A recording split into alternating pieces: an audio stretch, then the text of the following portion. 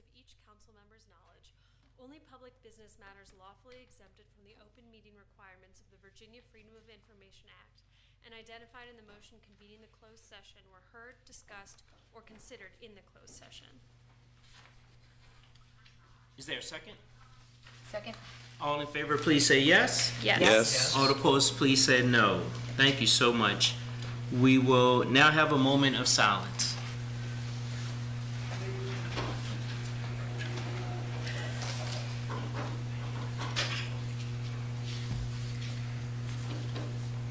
Thank you very much. Are there any announcements? Yes. Hey folks, I just wanted to point out that this weekend will be the second Sunday of the month, so it's time for the monthly neighborhood walk. This time it will be the UVA North grounds area, meeting at 10 a.m. on Sunday at the JPJ parking garage bike rack. It takes about a couple hours. You kind of mosey, you meet people and learn about a part of the city you might not be super familiar with. Happens every second Sunday of the month with a different neighborhood around town. So if you haven't come out to one of those before, weather's nice again, maybe it's time, we'd love to have you. The second thing is that it is also the beginning of April is the next installment of this year's e-bike subsidy voucher program application period. So if you are a city resident over the age of 18, you can apply for a voucher. There's 3 different voucher levels, $500, $1,000, and $1,500 based on your income level that you can use towards purchasing an e-bike from one of the local bike shops. I realized when we were back there that I don't have my helmet today. It's the first, maybe second time I haven't biked to council in all the years that I've been there, and that's because today I took the bus and walked. So otherwise, I'm pretty much always out there on my e-bike. Charlottesville has a ton of hills, so it's nice to be able to get somewhere without getting all sweaty on your way to wherever you're going. So I really encourage everyone to check out that application. You can look for it on our Connect page, connect.charlottesville.gov, and that will take you to a bunch of good announcements and the e-bike voucher program. Thank you. Thank you. I have a couple announcements. We always have a lot of openings on different boards and commission.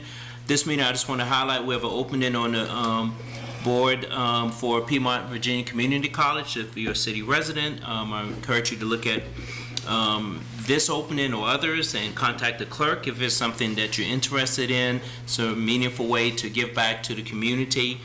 And also just another announcement that on April the 17th at 11, it will be the 60th rededication of the Dogwood Vietnam Memorial, and that is always a special time for us to recognize those who made the ultimate sacrifice for our country. So are there other announcements? I actually did have one more. Yeah. Sorry, I had another tab open. I got a lot of tabs open. Yeah. Monday, April 13th from 5:30 to 7:30, there is a planning pop-up in the Rose Hill, or to talk about the Rose Hill Drive restriping project. So if you live in that neighborhood or you use that street and you want to learn more about how it's going to look when it gets repaved and restriped, you want to have input on that, again, it's Monday, April 13th from 5:30 to 7:30 at the Jefferson School. So please join our planning team for that.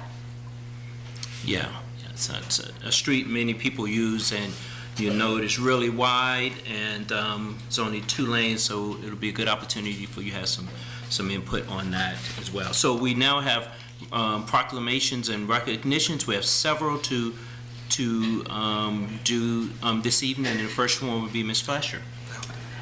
Proclamation for Child Abuse Prevention Month, April 2026. Whereas the City of Charlottesville is committed to the safety, well-being, and future of all children, recognizing that they are our community's most valuable resource. And whereas child abuse and neglect remain serious concerns that affect children and families across our nation, and prevention requires the collective vigilance and responsibility of all members of the community. And whereas strong families are the foundation of a thriving community, and supporting parents and caregivers through education, resources, and community connections help prevent child abuse and neglect before it occurs. And whereas communities that prioritize prevention promote protective factors such as nurturing relationships, knowledge of parenting, and access to social supports, all of which help children grow up safe, healthy, and resilient. And whereas dedicated organizations, professionals, and volunteers in Charlottesville work year-round to provide advocacy, education, and services that strengthen families and protect children from harm.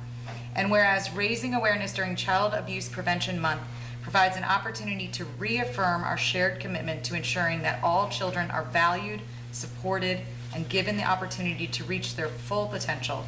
Now therefore, the Charlottesville City Council hereby proclaims April 2026 as Child Abuse Prevention Month in Charlottesville and encourages all residents to work together to strengthen families, support children, and help prevent child abuse and neglect in our community. Signed and sealed this 6th day of April 2026 by Juan Diego Waiter, Mayor.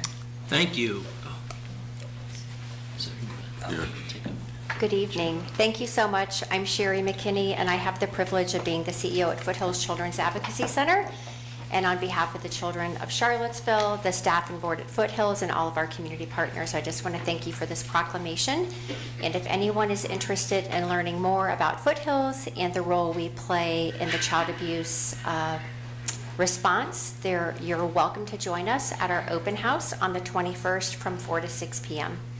Thank you so much. Thank you, Whit.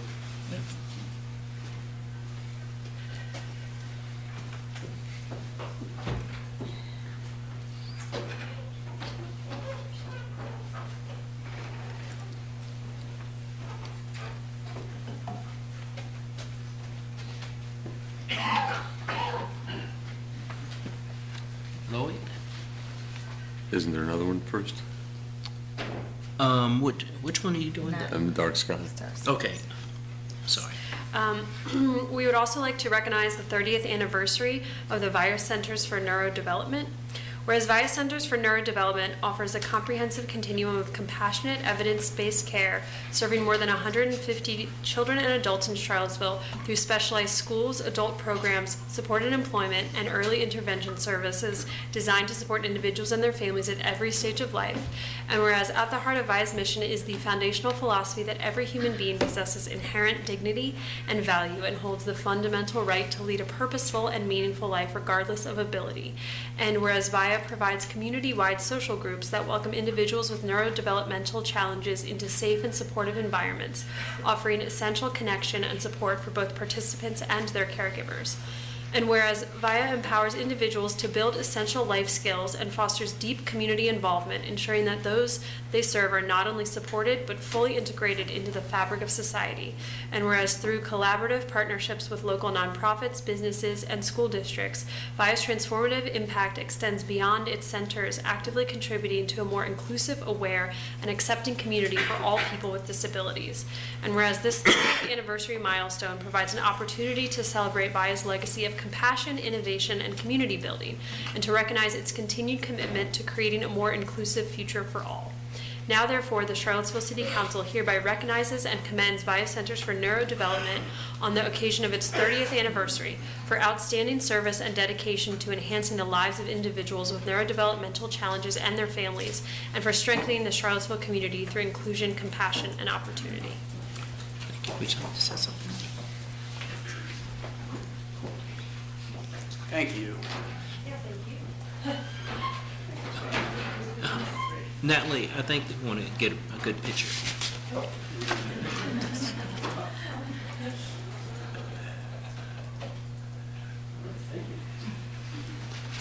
Just real quick, my name is Ethan Long, and I'm the CEO, president of the VIA Centers for Neurodevelopment. I want to thank three groups of people. You know, first, our founding families that started. There were two families with three children with profound autism. They started over on 3rd Street, and their dedication and commitment has allowed VIA to grow to serving over 350 individuals today in 4 communities: Charlottesville, Roanoke, Lexington, and Lynchburg. I also want to thank all of the team here that's assembled. These are the folks that meet the mission every morning, and without them, we couldn't do it, and so I want to thank them. And then finally, I want to thank this wonderful community, because we are in a very inclusive community, and neurodiversity is a part of that inclusion, and it makes our families and the individuals we serve special when they can be a part of our downtown mall, they can take advantage of our YMCA, and they can truly be a part of our community. So thank all of you for recognizing the 30 years of service. Let's come back and do this again at 50, all right? All right. Okay, thank you. Hopefully I'm not here by now. So, Ethan, I was able to get a tour a few months ago and just doing amazing work there throughout every nook and cranny of the old senior center. And I know you have other locations, but what I saw was just simply amazing. So keep up the good work. We're glad that you're part of this community and you're doing an innovative approach to address it. So thank you so much. Okay. Now, this is a proclamation to recognize Dark Sky Week in Charlottesville, April 13th to 20th, 2026. Whereas the beauty and wonder of a natural night sky is a shared heritage of all humankind, and the experience of standing beneath a starry sky inspires feelings of wonder and awe, and many people in Charlottesville live under a dome of light pollution, excessive artificial lighting that disrupts natural darkness, and may never experience the visual wonder or ecological and health benefits of living under a dark sky. The City of Charlottesville is now part of the Biophilic Cities Network and is committed to providing opportunities for community members to connect with the natural world. And whereas the City of Charlottesville is in close proximity to the Shenandoah National Park and is surrounded by natural landscapes that are home to many species which rely on undisturbed night environments to hunt, mate, and thrive, and whereas peak spring bird migration falls during Dark Sky Week and 80% of migrating birds fly at night and need starlight to navigate, and whereas reducing light pollution saves energy, therefore helping the City of Charlottesville to meet its climate action goals, and whereas the City of Charlottesville is a neighbor to the McCormick and Fan Mountain Observatories operated by the Astronomy Department of the University of Virginia, and the observations and research carried out at these observatories is hampered by the effects of light pollution. And whereas the International Dark Sky Association is the globally recognized authority on light pollution and has created International Dark Sky Week to raise awareness of light pollution and to provide free education, resources, and solutions to the public to encourage the protection of and enjoyment of dark skies and responsible outdoor lighting.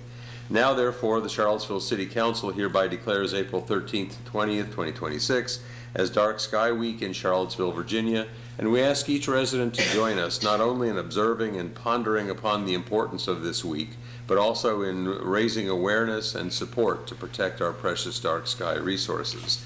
Signed and sealed this 6th day of April 2026, Juan Diego Wade, Mayor. All right. Is someone here to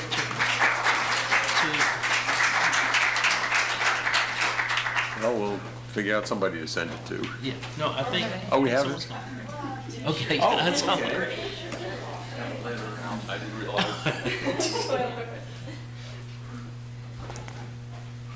So who gets this?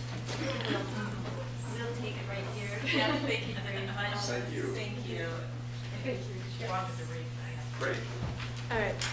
My name is Emily Leon, speaking on behalf of Dark Skies Piedmont and part of the broader Dark Sky International organization. So to our counselors, thank you for supporting the International Dark Sky Week proclamation for the 3rd year in a row. We hope that the city will continue to update the lighting ordinance so that it follows best practices to ensure public safety while also reducing wasteful lighting. Most of our spaces are overlit with lighting that never reaches its intended target and instead spills into our homes and the surrounding environment. The city's current ordinance requires that commercial lighting be fully shielded so that the light shines on the ground directly underneath and not into the sky or horizontally, which contributes to sky glow and causes blinding glare for people. Unfortunately, many businesses add or replace lighting that doesn't comply with the current ordinance. This goes unaddressed unless someone makes a complaint. We would like to ask that more effort be made to educate businesses so that they understand how to comply and why their compliance is important and the impact that it can have. And this would go a long way towards reducing the growing problem of light pollution. Thank you again for your time and support for responsible community lighting, practices that not only protect the dark sky, but the health and well-being of our neighbors, which include both people and all living things that inhabit this earth. And if anyone here is interested in learning more about light pollution and the importance of dark skies, I highly recommend looking up Dark Sky International at darksky.org. Thank you. Thank you. Thank you.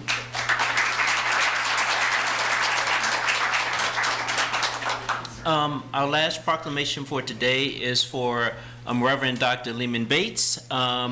A proclamation for his 20-year anniversary at Ebenezer Baptist Church. I had the honor of presenting this to him at church yesterday, but I think that I was speaking to literally the choir, but you know what I mean. But I thought that the public should know the incredible work that Dr. Bates is doing. I know that Sam and I call on Dr. Bates a lot for community input, for his insight, for his connections in the community, and so we're honored to do this. I'm going to read his proclamation, not in total, but the good ones, the good stanzas. Honoring the 20th anniversary of Reverend Dr. Lehman Bates III, whereas Reverend Lehman Bates has faithfully served as pastor of Ebenezer Baptist Church since 2006, providing steadfast spiritual leadership, compassionate guidance, and visionary direction to his congregation and the greater Charlottesville community. And whereas over 20 years of devoted ministry, Pastor Bates has strengthened Ebenezer through growth, innovation, service, including the expansion of the worship outreach through televised and broadcast ministries and the enhancement of the church accessibility and infrastructure. Reverend Bates has demonstrated an unwavering commitment to global and local mission work, leading relief and outreach in efforts to respond to disasters such as Katrina, the Haiti earthquake, coordinating international medical missions, and supporting communities that in need of both home and abroad, whereas Reverend Bates has been tireless advocate for equity, justice, and community unity, contributing to leadership in numerous civic and academic activities, including the city's dialogue on race, university community partnership, and efforts of addressing racial equity and health disparity. In times of local and national challenge, including the events surrounding August 17th and the COVID-19 pandemic, Reverend Bates has provided more leadership, organized community response efforts, and ensured that vital resources reach families in need. Reverend Bates has fostered meaningful partnership across faith communities, nonprofit organizations, and public institutions, including initiatives such as food distribution programs, community forums, interfaith collaboration, and support of the underserved population. And whereas his leadership has been recognized through numerous honors and appointments reflecting his enduring impact on faith, civic life, and well-being of the Charlottesville community, whereas in 2026, Reverend Bates celebrates his 20 years anniversary of pastoral care at Ebenezer Baptist Church, marking a legacy of faith, service, and transformational leadership. Therefore, I, Wanda Edgar Wade, Mayor of the City of Charlottesville, Virginia, do hereby proclaim recognition and celebration of the 20-year anniversary of Reverend Bates, and call upon the community to join in honoring his extraordinary contribution to our community. It was all so good I had to read it all. I'm sorry. He did amazing work. Thank you so much.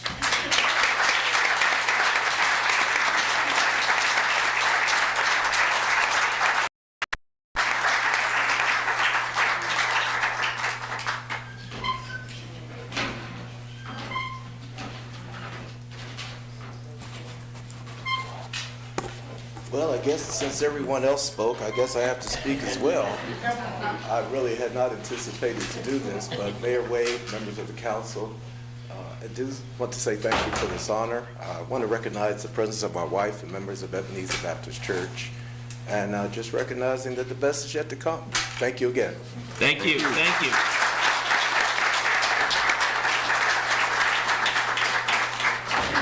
They had a great service yesterday. They had a guest bass player yesterday. It was really good. We are now There's one announcement that was sent to us, sorry. Just announcement that Alex Zann's Black History Pathway will be happening this Saturday, April 11th at 1 p.m. at Carver Rec Center with numerous panelists. So again, the Black History Pathway honoring sports in Charlottesville and Albemarle is this Saturday at Carver Rec Center. Thanks for Alexander. You always have some good programs and things going on. I've seen the flyer for that. It's going to have some incredible lineup. Thank you, Michael. The next, where Community Matters, where we have 8 people that have pre-registered to speak, and we'll have the opportunity for 8 more. Please limit your comments to 3 minutes for items that's not listed as a public hearing. So the first speaker is Ms. Terry. Good evening. Good evening. My name is Terry Tyree, and I'm a member of the NAACP, a community leader, and the president of Charlottesville Community Resilience Center. I am here today speaking on housing, displacement, and the safety and educational stability of our community. When families are pushed out, children lose stability, they lose their schools, their friendships, their routines, and their sense of safety. Communities lose their identity, their history, and their support systems, and once that fabric is torn apart, it's hard to be repaired. We are asking you to follow the recommendations of the Charlottesville Low-Income Housing Coalition to prevent repeating historic wrongs, because we have seen this before and we're watching it happen again. And we're not just coming with concerns, we're coming with solutions. One recommendation being put forward is that core neighborhood corridor overlay districts allow 3 stories by right and up to 5 stories only if at least 20% of on-site units are affordable at least at 50% area median income. That is responsible and that is reasonable. That is what balance looks like. Development with equity so that growth does not come at the cost of displacement. Because without protections like this, development does not include us, it replaces us.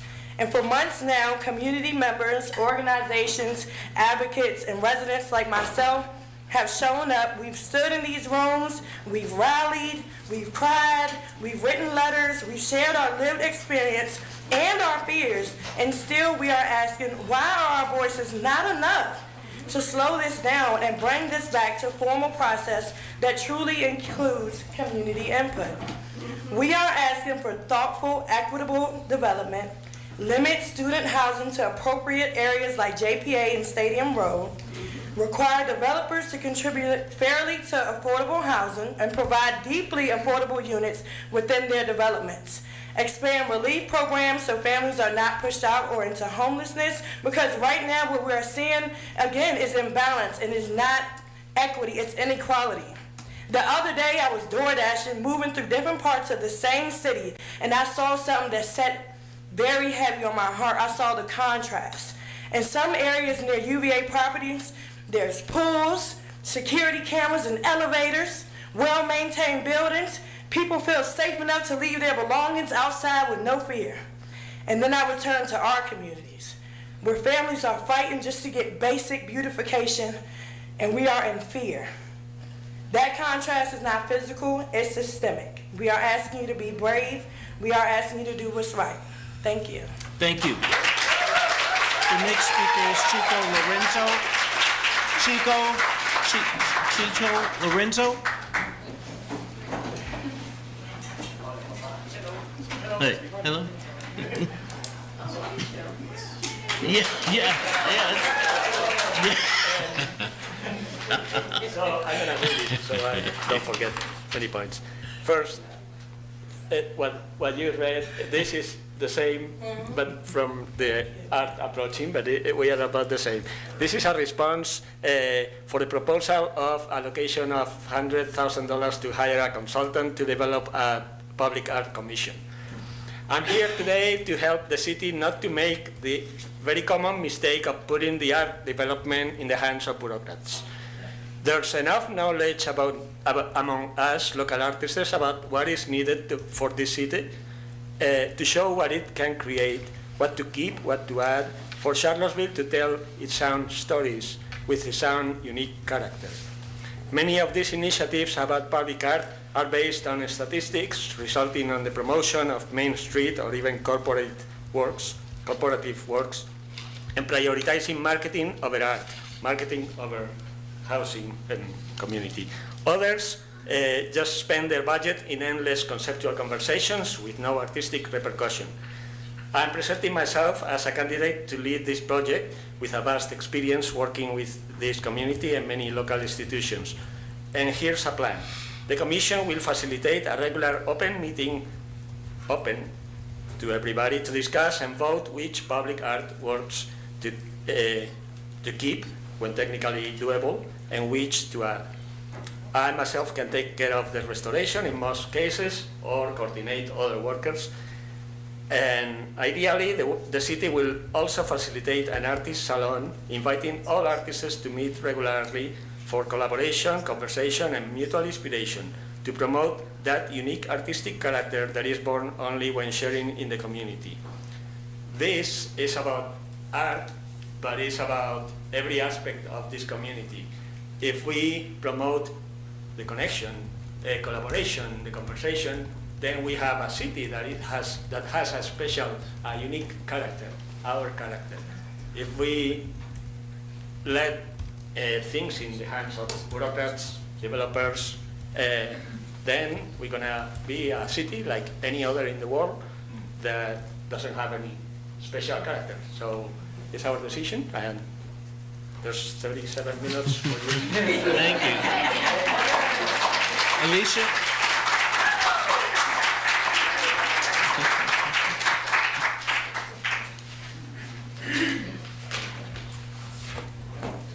Good evening. My name's Alicia Lenahan. I live in the county. During the last 11 months, I've learned about the issues that concern and affect community members. I've also revisited important historical events. When first asked to take a stand against the lawless immigration actions of this administration, one response was, quote, we don't want to draw attention to ourselves, and we were reminded of the supremacy of federal law. That stands in stark contrast to Virginia's role in and response to Brown v. Board of Education. Charlottesville didn't hesitate to defy the federal government and to participate in massive resistance. The white men sitting in those chairs were resolute in their efforts to keep black children out of white classrooms.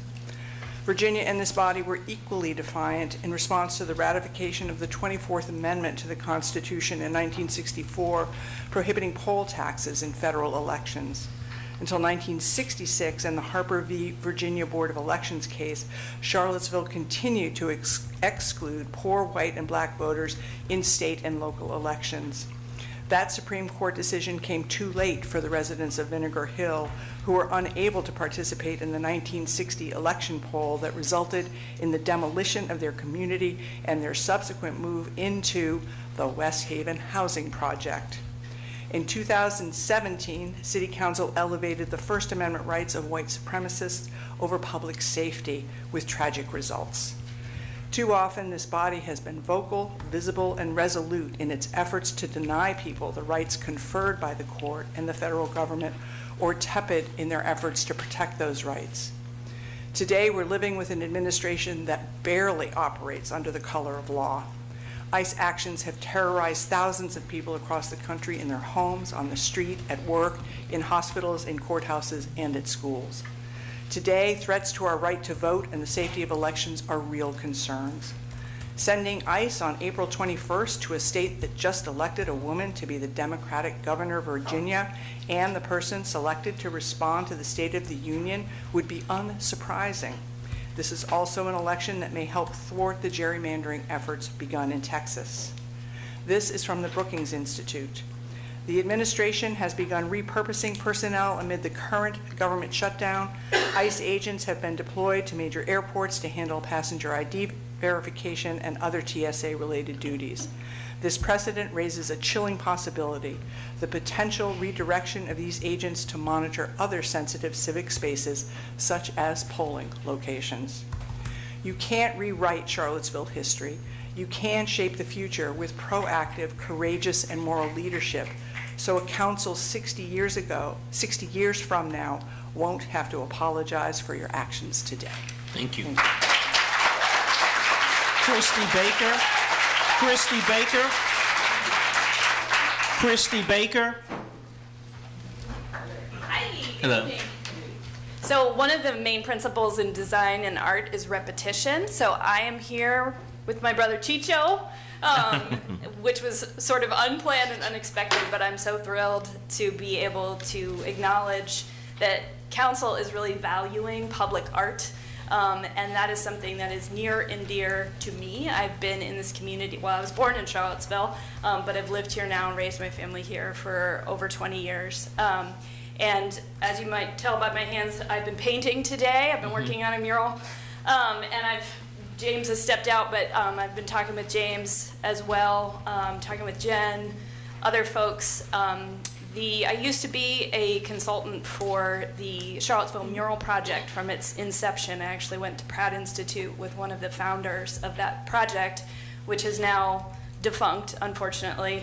And so now I am in a position where I'm a professional artist. I work full-time doing murals and specialty painting and have reinvigorated that. There's a void there. Chicho and some other folks have come together just in a very organic way to start the Charlottesville Mural Collective, which is really bringing local artists together. We have the expertise, we have the know-how, we've been drinking this water for a long time, it's in our cells, and I just wanted to focus briefly on a couple key points of how I hope this commission and public art can be imagined moving forward. As an artist, our role is to be a creative wayfinder. We are here to be the imagination for community. So to that end, hyper-local, I can't emphasize that enough. We're here, we live here, our kids go to school here, we're a part of the economy, we see the impact, we're at the protests and counter-protests and all of the things. Also, we are graphic poets, we are visual translators. We need to establish realistic guardrails, which we can do, again, as local artists. And one of the roles of public art is to create ownership, not only belonging, but a sense of responsibility. And you have that when you have access to the benefits of public art, whether that's economic benefits, again, a sense of responsibility, beautification, all of that. Those measurable impacts go beyond economic, and it's something that when we have a local group or individual or whomever leading the charge, we can create those benchmarks and revisit them. Finally, public art creates conversation, and that can create discomfort. I want to promote transparency and trust, and thank you again to council. Thank you. Former Mayor Walker.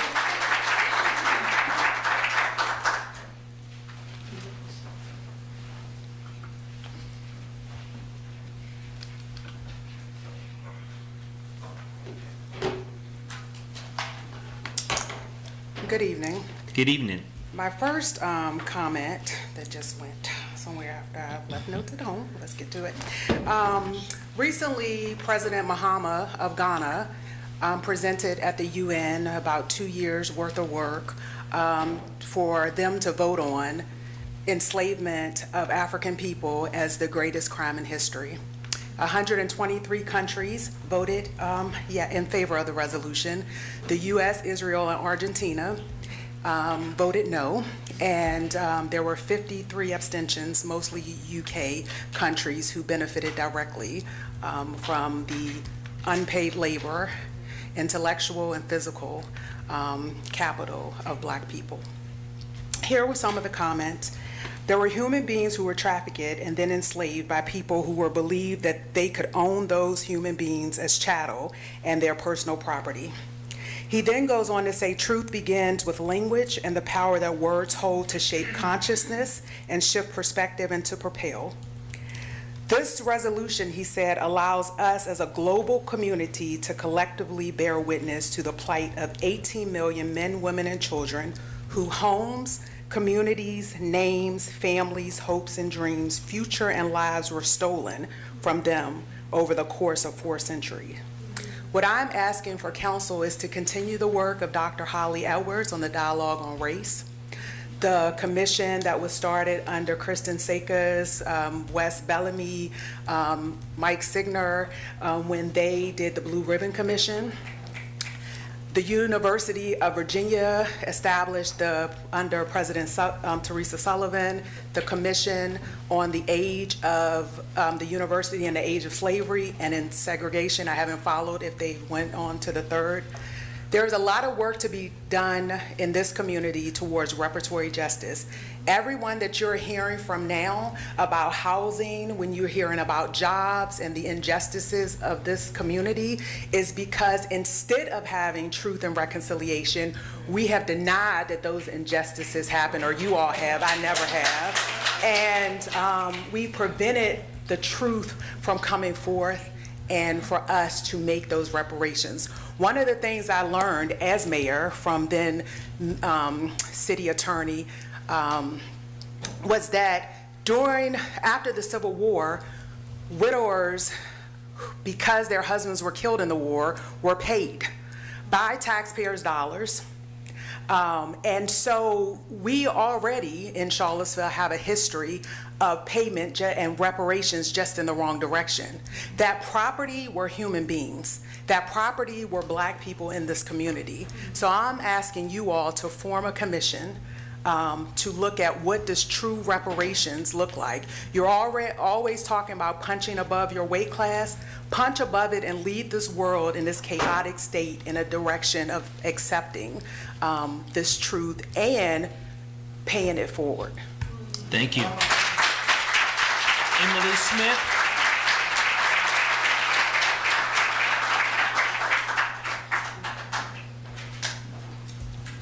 Hello.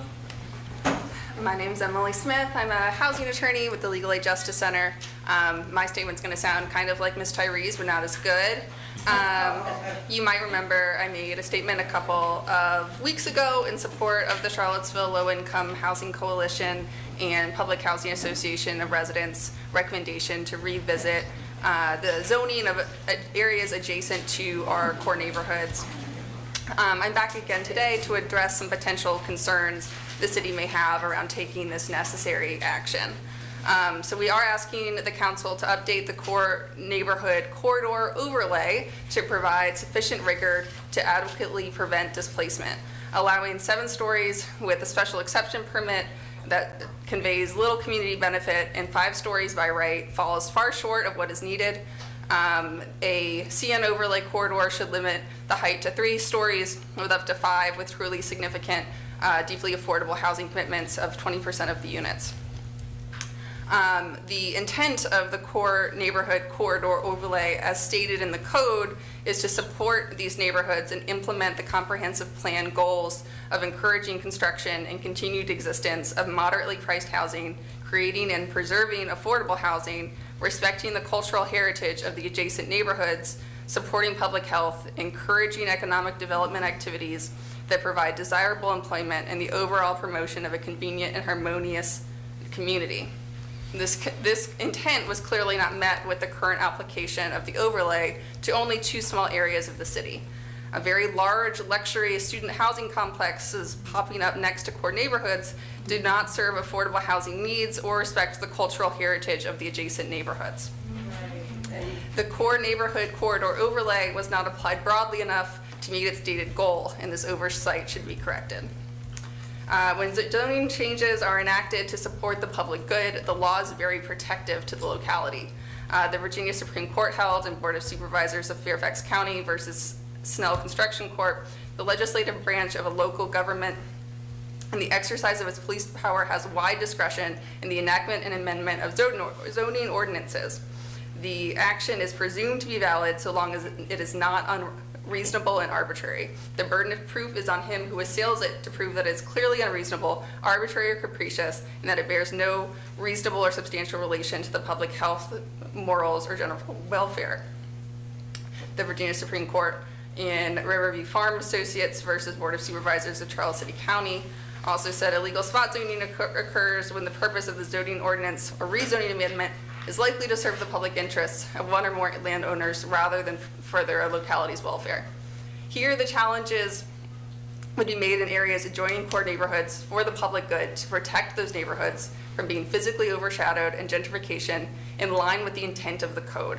It would not be to benefit the private interests of specific landowners. Reasonable zoning ordinance changes are well within the authority of the city, and enacting those changes will help realize the stated intention of the city during the zoning process. Thank you. Thank you.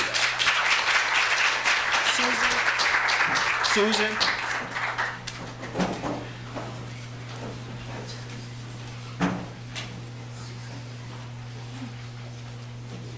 Good evening. Good evening. I'm Susan McCulley, and I'm a property owner in the city.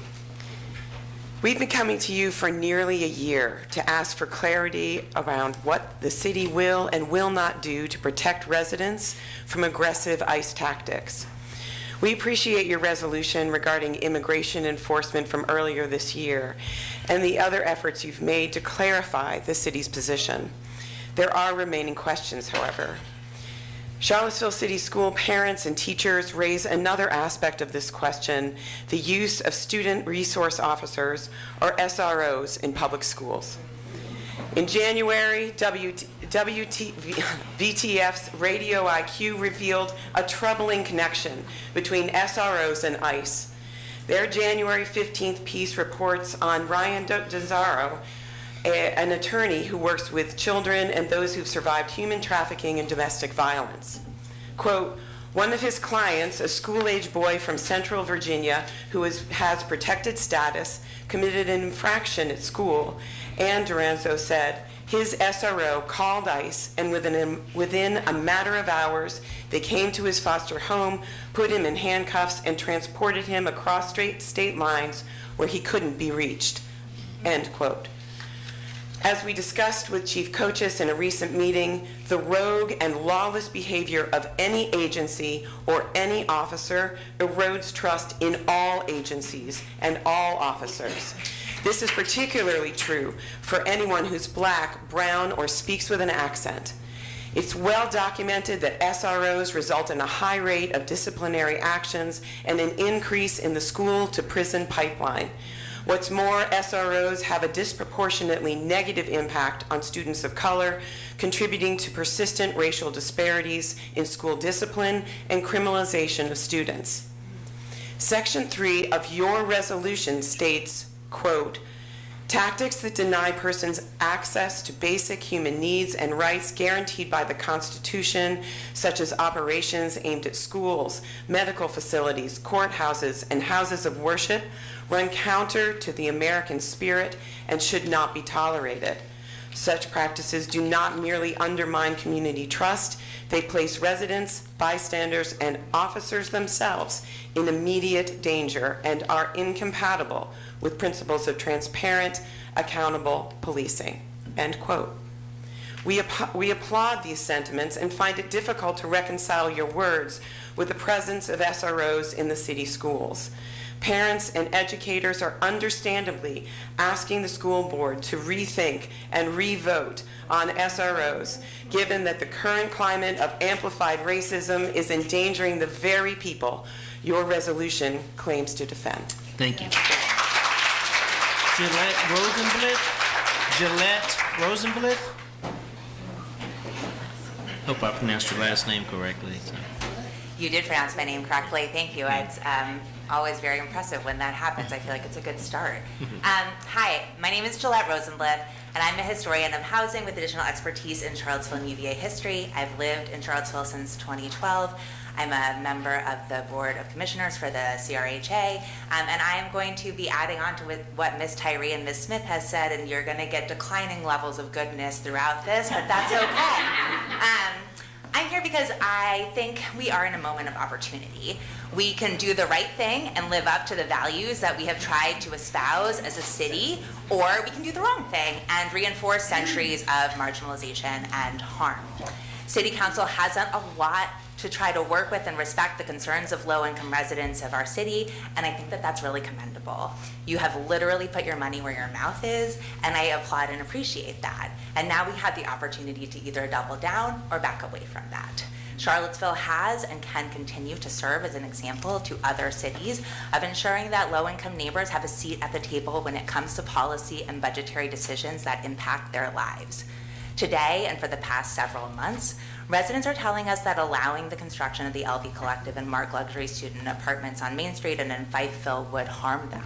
They would harm the West Haven resident-led redevelopment process by further isolating West Haven residents from downtown and subjecting them to higher rates of surveillance if the LV apartments were built. It would also harm middle-income homeowners in both neighborhoods by contributing to the gentrification, rising property tax rates, and displacement of these neighborhoods. Furthermore, historical and contemporary evidence proves that luxury housing will not trickle down and create more housing opportunities for people at all income levels. It might help people with higher incomes. However, it will categorically not lead to greater market flexibility for families who need deeply affordable housing. These are the families who have been coming to City Council, bar, and zoning meetings for months to say that these proposed luxury housing developments will harm their material well-being. I want to be clear, it's not that building luxury apartments means that we therefore aren't also building low-income affordable housing. It's that the specific location of these proposed apartment buildings would have a direct and negative impact on communities that we are trying to serve after generations of marginalization and displacement. We should direct developers of luxury housing out of our core neighborhoods.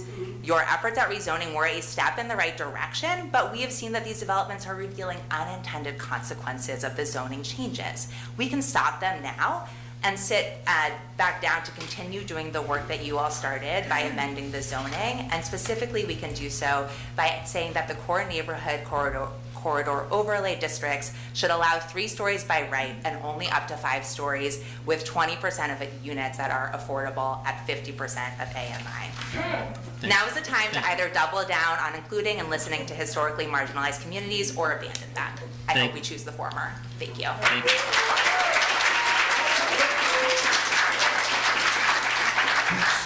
So that was the last of the 8 pre-registered, so we have an opportunity for 8 more. I'll start over here. Anyone like to speak? Anyone over here like to speak? I'll go here in the center. Anyone like to speak? Ms. Carr. Yeah, yep, I'm always gonna say something. Yes, ma'am. I got to be in there, so, I agree with everybody in here, everything that they said, so they said it very well for me. But not me, I believe I am the founder and CEO of that, with partners with CCRC, LEJC, and a couple other nonprofits within the community. We so much care about this community and the voices of the people. And one of my main things that I want to say to you guys is that with us having the issue with displacement, we really, I know morally, you know what is really need to be done, because you have to go home and go to sleep on this. Moral. We have a moral responsibility to the people. It's not about the money, but it is the people. But I understand you have to have money in order to do it. But if we don't have the people, this is wasteful. But we got to care about those that can't voice for themselves. Everybody's brain did not work on the same wavelength. We know this. Y'all are fathers and mothers of the city. We are asking you repeatedly over and over again. Over and over again. I talk to many of you in Rose Hill, West Haven, wherever I see you in the store, I'm giving you hugs because I know, I know that what the people mean more than anything in the world. And your daughters and sons have to live here as well. They are here. They go to school with other kids that are on the way out of their homes. You have a moral responsibility, moms and dads, because that's how I see you. I see you as my mom. I see you as my dad. And so when I come to you, I'm coming to you for the help. And that's what us as in the city, we're coming to you. Your children are coming to you. And the voices are getting bigger because the room is getting packed. You know? So, and then, so and I'm going to slide this in, I got about 45 seconds. SROs, you know, I believe in transparency. It's about the people voices. I do not feel that, I personally do not feel that it should take a board to make the decisions, but our kids are there. They are impacted. So, and then we looking at trauma continuously to happen. They're watching it on TV, they're watching it in their community, and to put those armed guards or police officers within those schools, that's just traumatizing our kids even more. They're constantly being traumatized. So I just want everybody to know, April 16th, we will be right there at CHS, and we will be, that's you. what we do. Thank you. Anyone over here like to speak? Anyone over here like to speak? Yes, in the back row, please.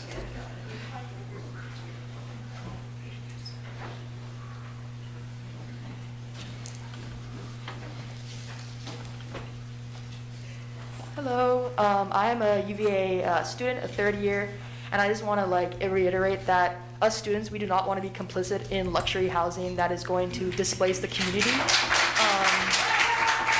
Of course, students want places to live, but if it means that we're going to be displacing marginalized communities and further impacting the university community and us, we already feel so complacent in the amount of economic impact and economic gaps there are, and the fact that you're making this housing for our interests is just not even not even something that we want to be complicit in. This is all just for profit, and we want housing, but we want housing that's not going to destroy the Charlottesville community. We want housing that's not going to cause more displacement. Mayor Wade, I know we've talked once before at an event, and we talked about wanting to protect the community and make sure we have good relations with the community and the students, and I think this is just not a good way to do this, especially just where it is. It should have affordable housing units on it. Affordable housing is a basic right, and students at UVA want the Charlottesville community to have affordable housing and to have this right.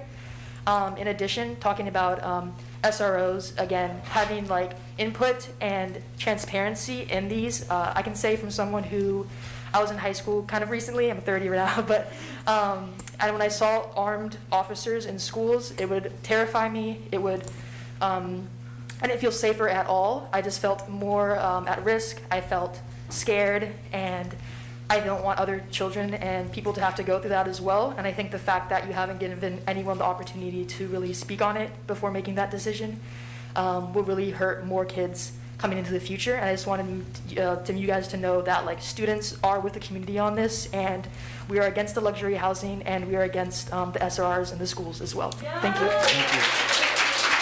Anyone over here like to speak? Okay, I won't come over here anymore. Anyone in the center like to speak? Yes. Alex.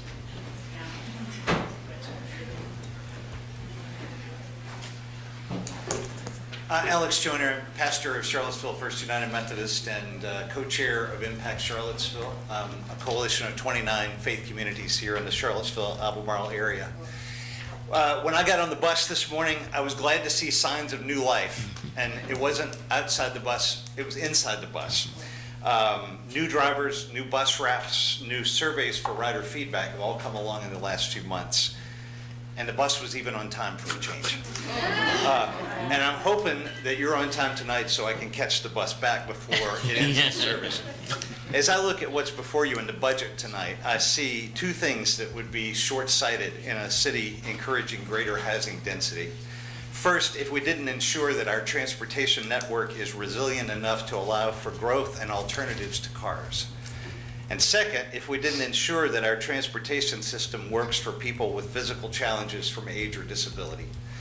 Buses are the necessary element in both. They're the backbone of our transportation network. They're the most democratic means of transportation. And right now, they're not ready for prime time. Your commitment to getting CAT to the level of service outlined by Garland Williams and City Manager Sanders is critical. 108 drivers, 15 to 30 minute frequency on all routes, and late night and Sunday service. As 1,100 people gathered at our recent Impact Action, we advocated that starts by supporting the 10 drivers to be added in FY27 as included in Mr. Sanders' proposed budget. And we urge you to go forward, to go further and formalize your commitment to complete this plan no later than FY30 with a resolution that ensures this funding continues through all 4 years. As a regular rider of CAT who sees all of its potential and its current challenges, I'm eager to see the transportation-friendly city that you've all talked about. And we see the path, and I urge you to support it and to make your commitment binding. Thanks. Thank you. Anyone over here like to speak? Anyone in the center like to speak? There'll be opportunities at the end. Anyone else like to speak now?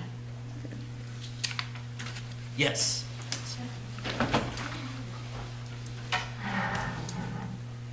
Hello, Lena Seville, city resident.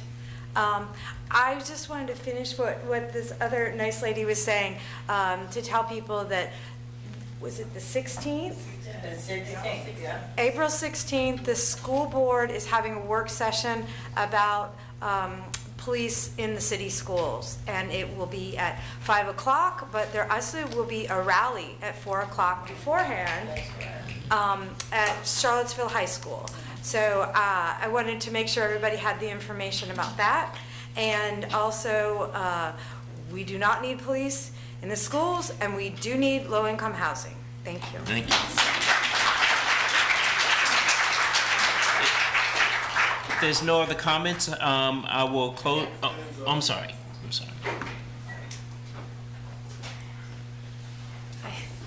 Sybil Flynn, Climate Justice Policy Manager with the Community Climate Collaborative. A couple of pieces. I just want to note that I'm really happy to see the Charlottesville High Performance Building Standards is on the consent agenda today.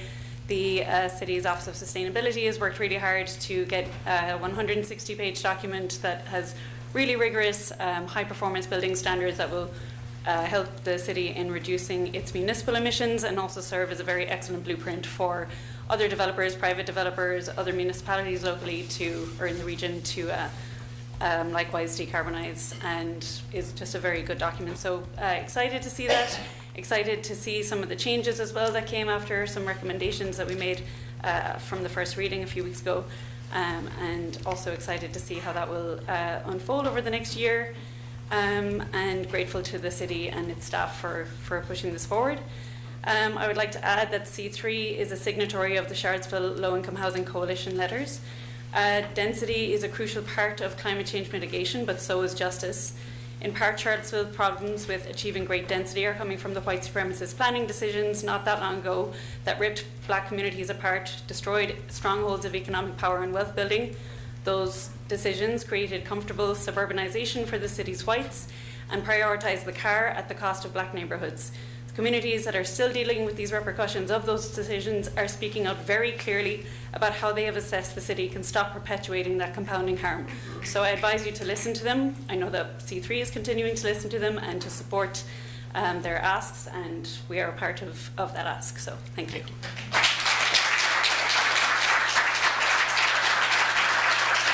Okay. I will close the public hearing at this point, and there will be, not a public hearing, a public comment. There'll be opportunity at the end of the meeting. Madam Clerk, will you please read the consent agenda? Consent agenda number 3, minutes, March 19th and March 26th, budget work sessions, March 25th, special meeting. Number 4, resolution in support of Charlottesville High Performance Buildings, second reading. Number 5, a resolution to appropriate $100,000 for utility line remediation facilitation, one of 2 readings.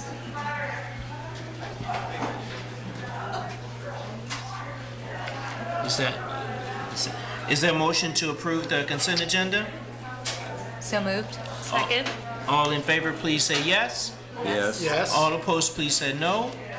We're now at the city manager's report. All right, good evening, council, members of the public. Just a few general updates that I wanted to be able to share. Recently, at the Ravenna Board meeting, we learned that there is free mulch available for the public at Ivy Solid Waste and Recycling Center. April 11th is electronic waste collection at Ivy for city and county residents. There is a spring special collection day, series of collection days, April 11th through May 9th as well at Ivy. Those are opportunities for households to prepare accordingly for assistance. Just wanted to also state that the mall crossings have been closed for serious repairs that are related to safety and maintenance. That work will be concluded hopefully by June 12th. The goal will be to get them reopened as soon as possible and remind everyone that all businesses remain open. This is to support the 50th anniversary of the downtown mall, but not the sole reason for doing so. There were a few issues we had with contracting, but we were able to get the work started, so the goal is to get it done as soon as possible. And then on Wednesday, we'll be having a weather appreciation event for folks who came out and helped their neighbors after the series of bad snow incidents we had. I think Mayor Wade is going to be there to help acknowledge those individuals and thank them for supporting their neighbors and hopefully have them agree to come back out again, because we'll always need that kind of assistance. So that is my report for today. I think we just got out the thaw a few weeks ago, it seems like. It's still cold outside. Mayor Wade? Says the Louisiana There was guy. an item that I did not read for the consent agenda, so I don't know if we need to do a whole new vote or if we can just vote on that one item. I think we can just vote on that one item. Okay. It's the repeal of Section 2-4 of the City Code regarding bonds for officers and employees. I'd move that. Is there a second? Second. All in favor, please say yes. Yes. All Yes. opposed, please say no. Sam, was there any other comments for the city manager's report? We're now in the action items. There's a public hearing on the Charlottesville real property tax rate. Ms. Chrissy? Good evening, Council. Good Tonight evening. is the official public hearing on the tax rate. Currently, as you know, through the series of budget work sessions, we've been talking about the budget that included a proposed 2-cent real estate tax increase. Through your work sessions and as late as last Thursday, we talked about options which we'll look at in more detail for the next item of reducing that to a penny. But as is in your packet, the current draft, this is a public hearing on a tax rate of 2 pennies, as is currently in the proposed budget. Any questions? This is not an action item, it's just a hearing, right? Correct. Right. So if there's no question, I will now open up the public hearing. Is there anyone who would like to speak on this item? If not, I will close We the... got one. Oh, I'm sorry.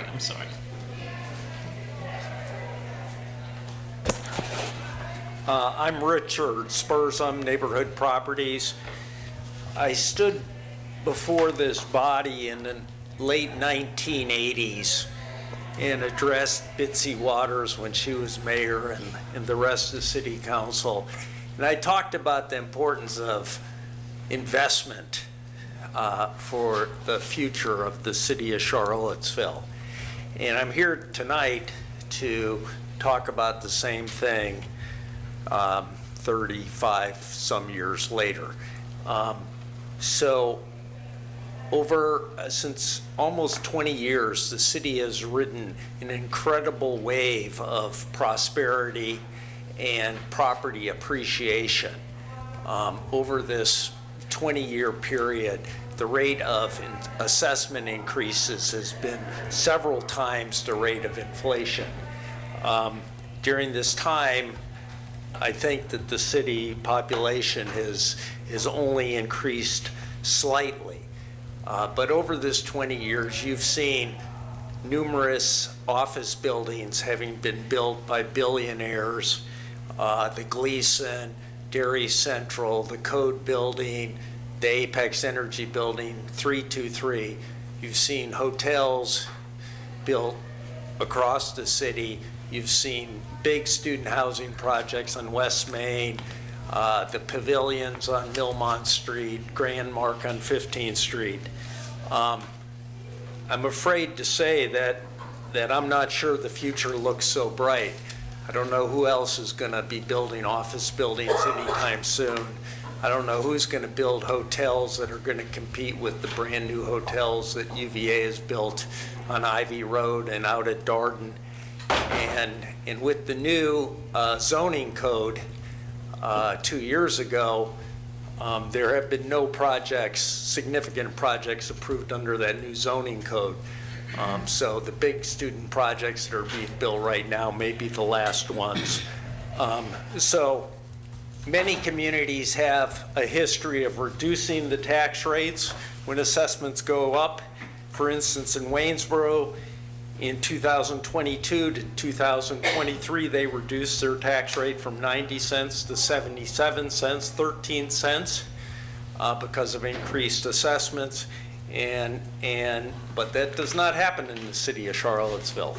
So I'm running out of time, but I would say that the future of Charlottesville depends on investment, and investors are looking at what the city does and looks at the tax rates and compares them to other localities that they can invest their money at. And you should cautiously look at raising the tax rates. Thank you. Anyone else like to speak? I will close the public hearing. The next item on the agenda is a public hearing on the FY27 budget ordinance, annual appropriation and tax levy. So, good evening again. First, I'm going to highlight what's in the ordinance, and then we'll take a few minutes to go through the work that you did in the work session as it would amend those things, those items. The 27 budget, as presented to you, was posted at $279,643,398. This ordinance is for just a little over $280 million. It includes a few accounts that generally we carry over from year to year, including historic resources, sister city, funds for the citywide reserve, the council's strategic initiatives account, money or donations that have been received and unspent for the grand illumination, the councilor discretionary funds, the minority business fund, and also the job fair. So those additional things total up to $910,000, which would be added to the total appropriation. Throughout the appropriation, you'll notice that, again, there is the tax ordinance, which includes the 2-cent tax increase. Through your work in the budget session last week, and I'm sorry that the presentation isn't showing for the public here, but you do have a copy. We came back to you with some revised revenue adjustments. As you know, the equivalent of 1 penny is $1.2 million. And I see in this presentation part of this is cut off, which is great. Anyway, there was just over $1 million of additional revenue. Those were revised projections for the personal property tax, interest and penalties, the sales and use tax. I don't have, here we go. Let's see, utility taxes, lodging tax, short-term rental, plastic bag tax, business and professional license, waste disposal fees, and also interest.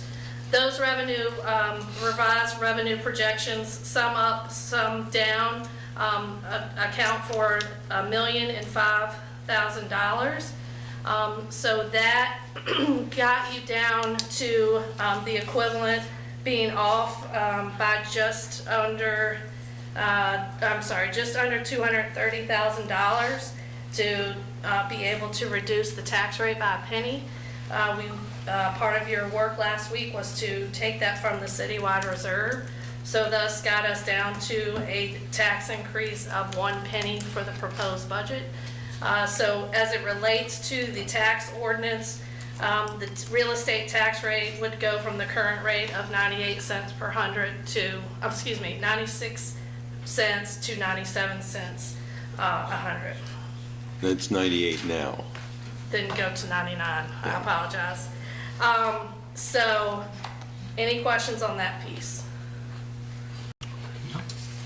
No. Okay. The next part, you spent some time with the DCF adjustments.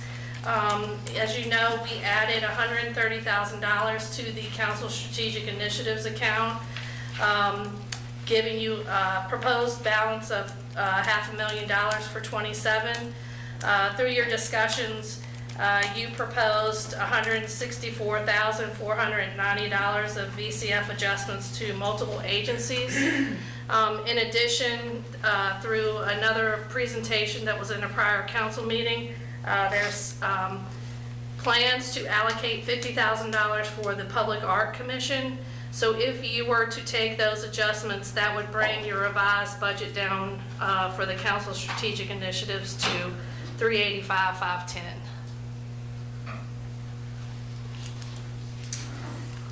And then the last piece that came out of the work session last week, which you asked staff to look at, was there was some discussion about whether or not you wanted to propose a delay on adopting the budget based on some information that we have received that may impact the budget that the schools may receive from the state in terms of additional funding.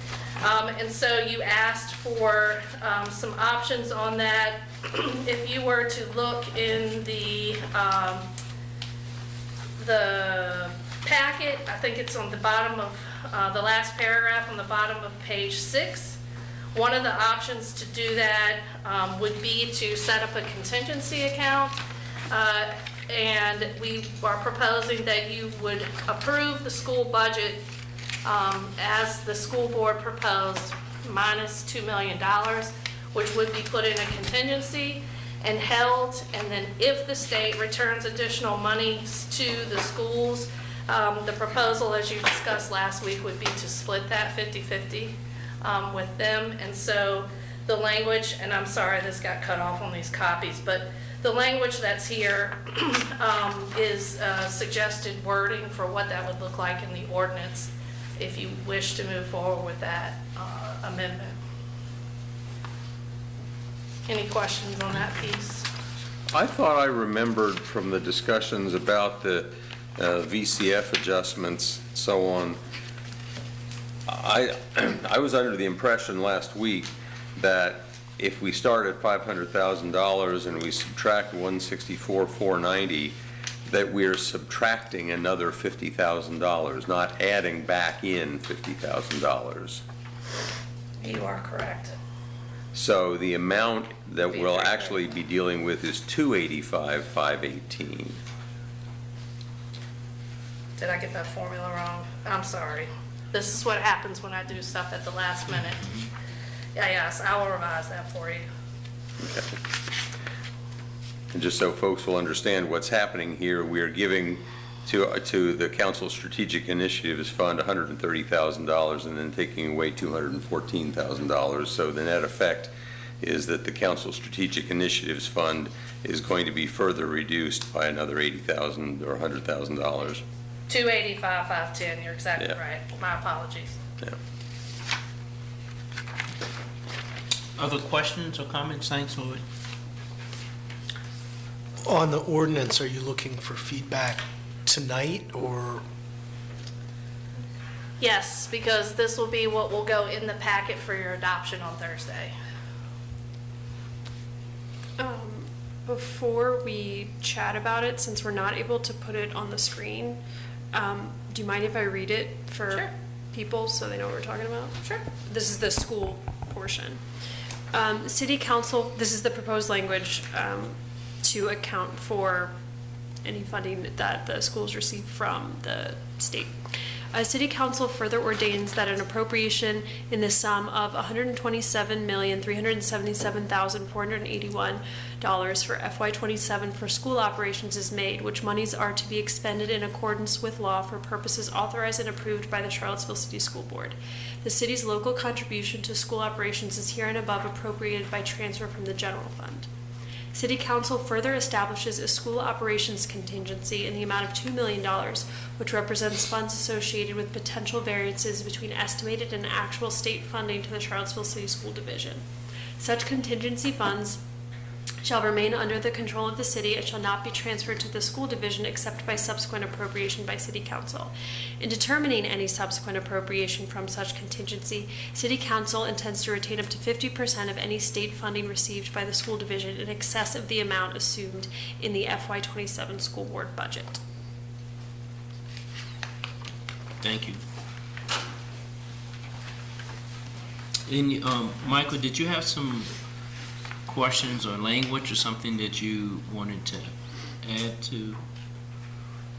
On the for ordinance? Thursday? No, Yeah, I just okay. wanted to clarify after the public hearing, we'll be giving direction. Okay. If there's. Well, we do need to make clear that we're proposing to amend the ordinance that is given to us here, so that Section 1 would provide that the tax rate would be 99 cents on every $100 of the assessed value thereof.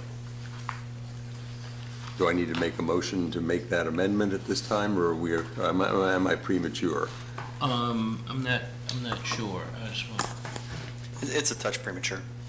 I'm sorry? It's a touch premature because. Okay, I'll wait a second then. So are there any other clarifying questions before I open up the public hearing from council? Okay, I will open up the public hearing for the FY27 budget ordinance, annual appropriation and tax levy. Anyone like to speak on this?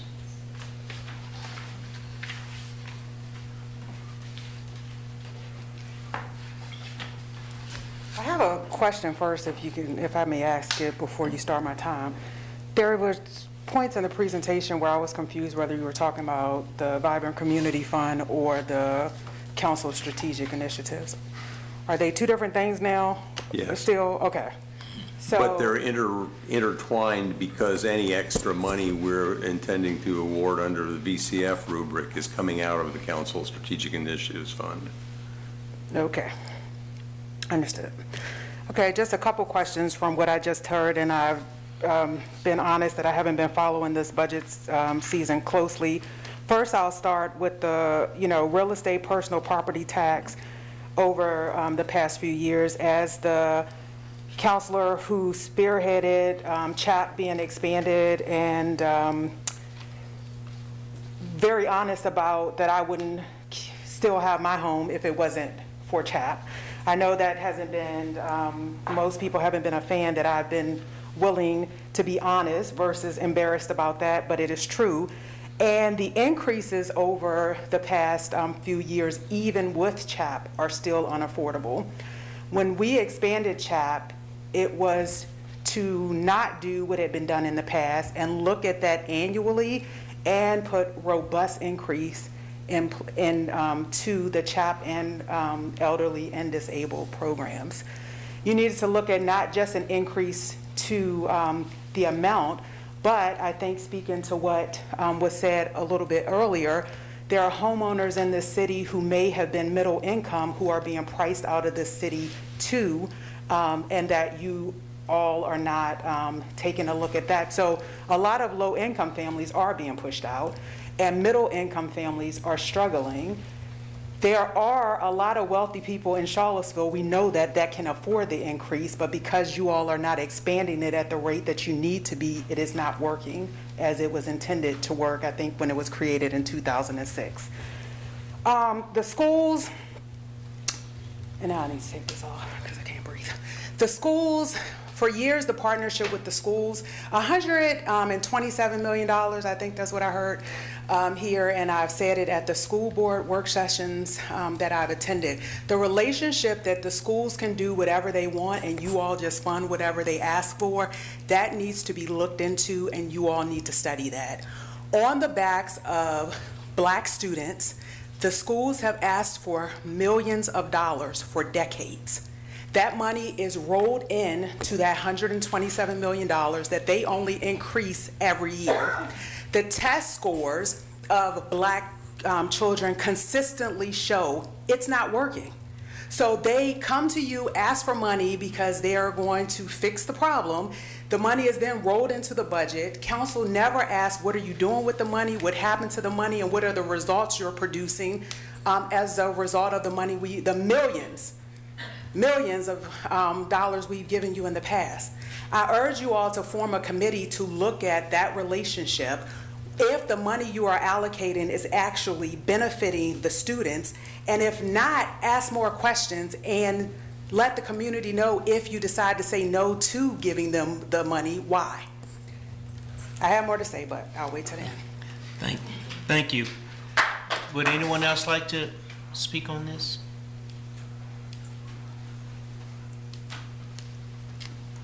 Yes, sir.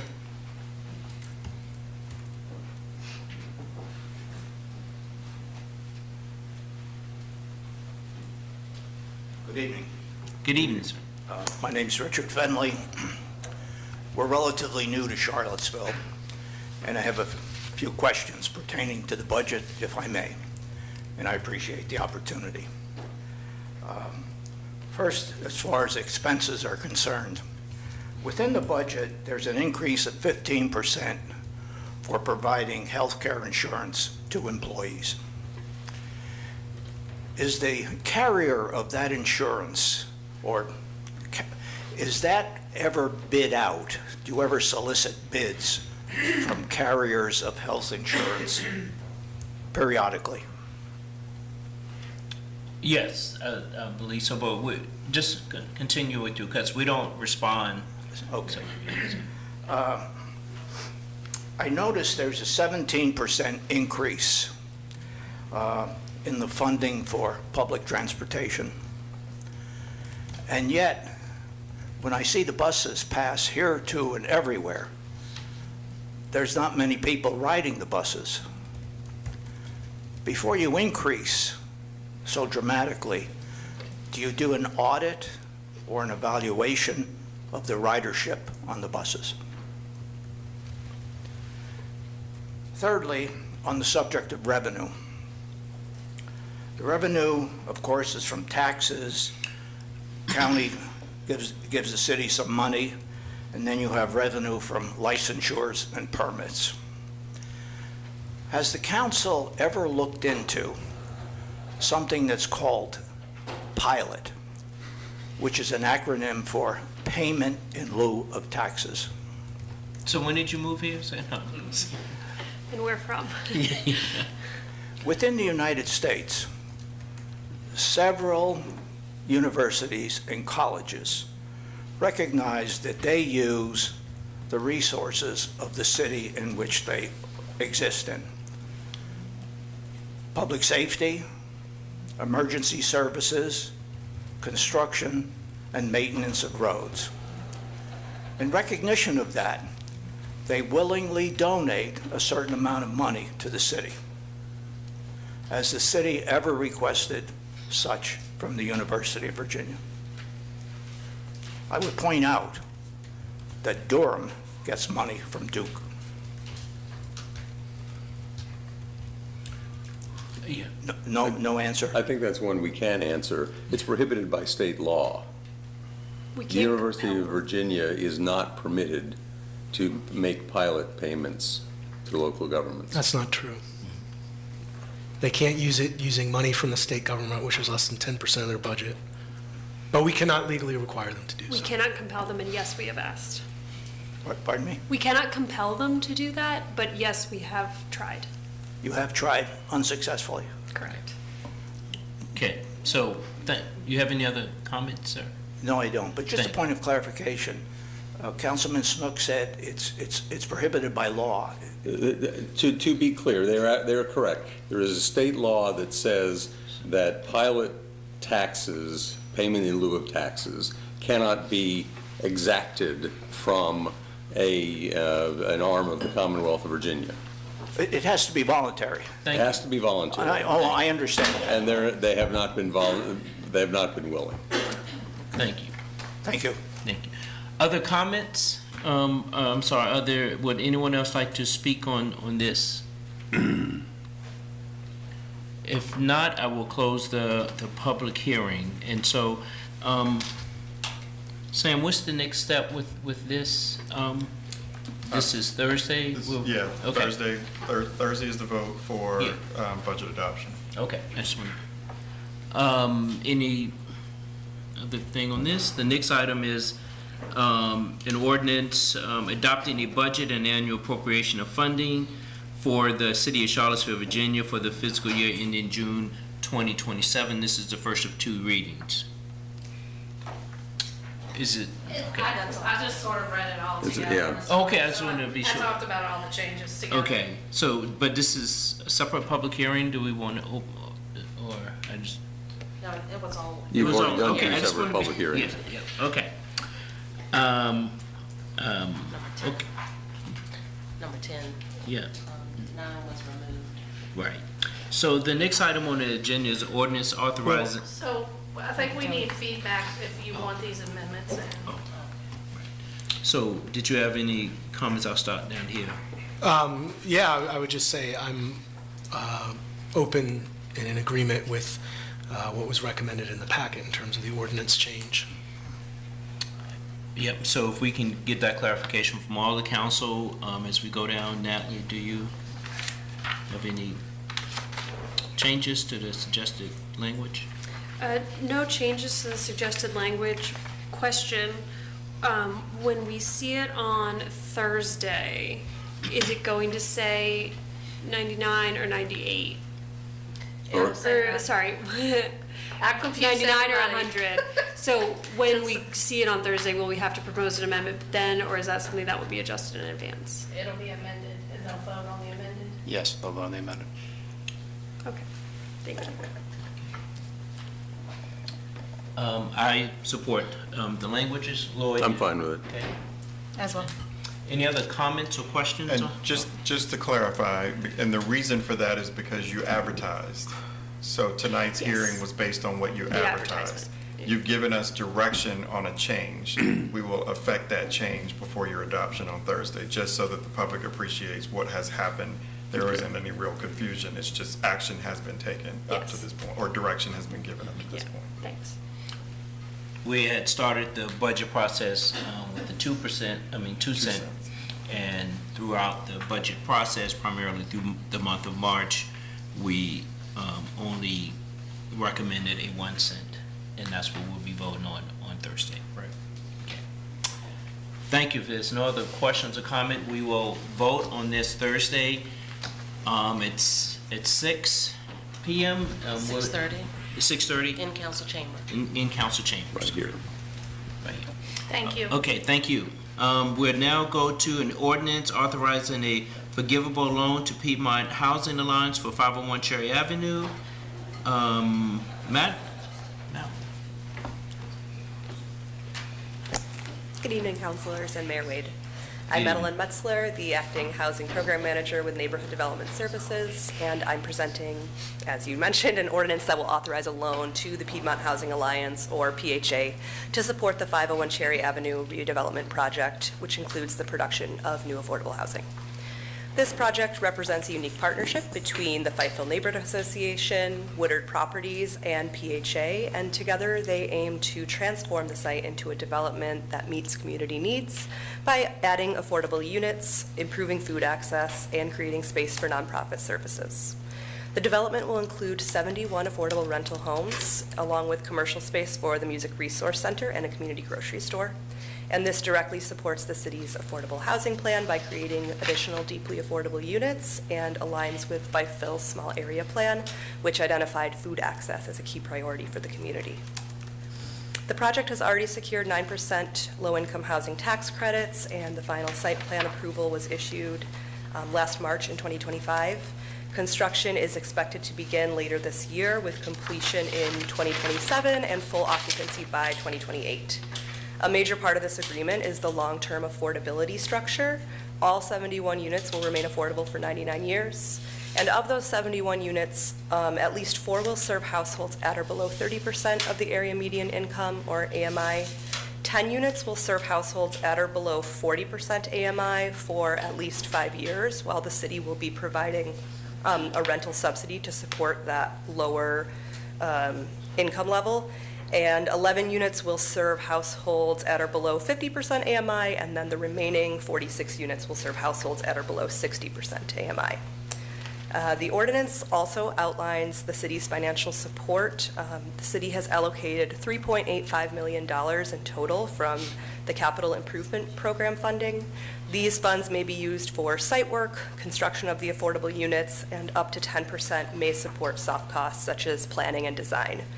An additional $324,000 will be reserved to provide rental assistance for up to 10 units at 40% AMI for at least 5 years, as I mentioned. The city's investment is structured as a forgivable loan.